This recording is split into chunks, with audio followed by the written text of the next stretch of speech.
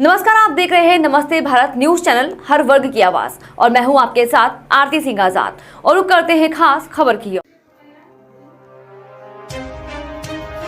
Gwalior breaking news.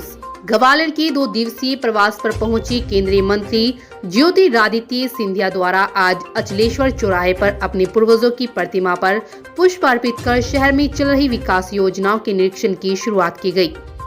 Scindia ने कहा कि ग्वालियर प्रगति के नए पथ पर लगातार आगे बढ़ रहा है। शहर में जहां नए विकास कार्य चल रहे हैं तो वहीं पुरानी विरासत को भी सहेजने का काम किया जा रहा है।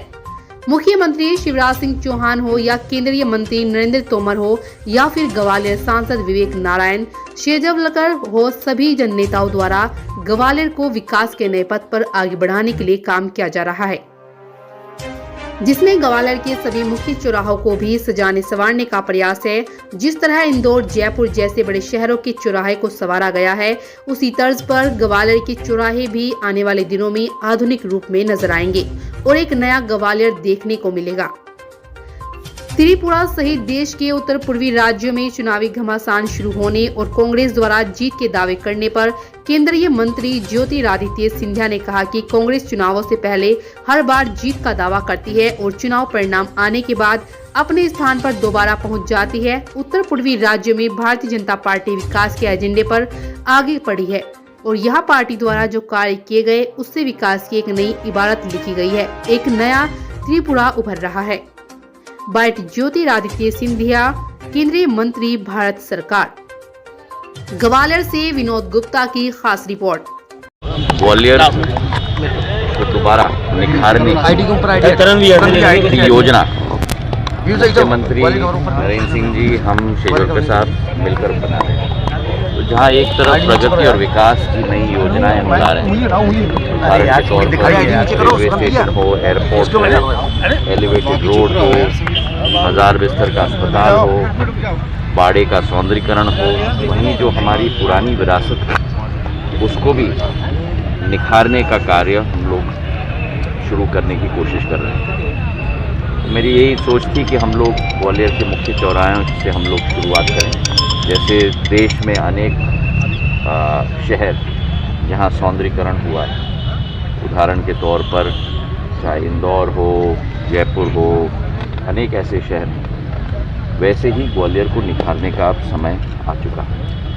एक नया ग्वालियर उभर रहा है इन योजना के तहत और मुझे विश्वास है कि आने वाले 2-3 सालों में एक प्रचंड ग्वालियर दोबारा स्थापित होगा और उस प्रचंडता के साथ, उस आधुनिकता के साथ हमारी परंपरा को भी हम लोग आगे निखारें। यही हमारी सर, ग्राहक चौराहों का किस तरह से प्लान है उनको डेवलप करने का?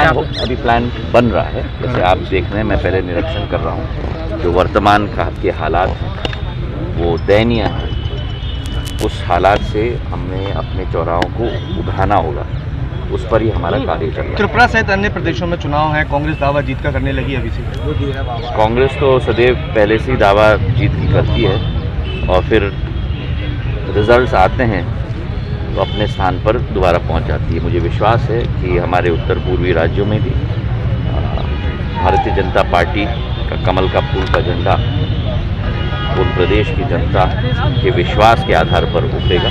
हमारा एजेंडा विकास का है, हमारी एजेंडा प्रगति की है और हमारी एजेंडा अंत्योदय की है। प्रधानमंत्री जी के नेतृत्व में और उस प्रदेश के भारतीय जनता पार्टी के मुख्यमंत्री के नेतृत्व में, त्रिपुरा की बात कर रहे हैं तो मानिक शाह साहब जी के नेतृत्व में एक नया त्रिपुरा उभरा है। मुझे विश्वास है प्रचंड बहुमत भाजपा के पक्ष में। नए रेलवे स्टेशन की सौगात जल्द मिलने वाली है। पीएम के ऑफिस के साथ हम लोगों का वार्तालाप चल रहा है और जब भी प्रधानमंत्री जी तारीख देंगे उस तारीख के तहत ग्वालियर के रेलवे स्टेशन का शिलान्यास भी हम लोग। किस तरह का रूप रहने वाला है? संस्कृति सहेजी जाएगी ग्वालियर की, साथ में आधुनिकता भी होगी, संस्कृति भी होगी। मैंने आप लोगों को अच्छी तरह से समझाया था जब हम लोगों ने जिला कार्यालय में मीटिंग ली थी कि जो हम लोग आधुनिक स्टेशन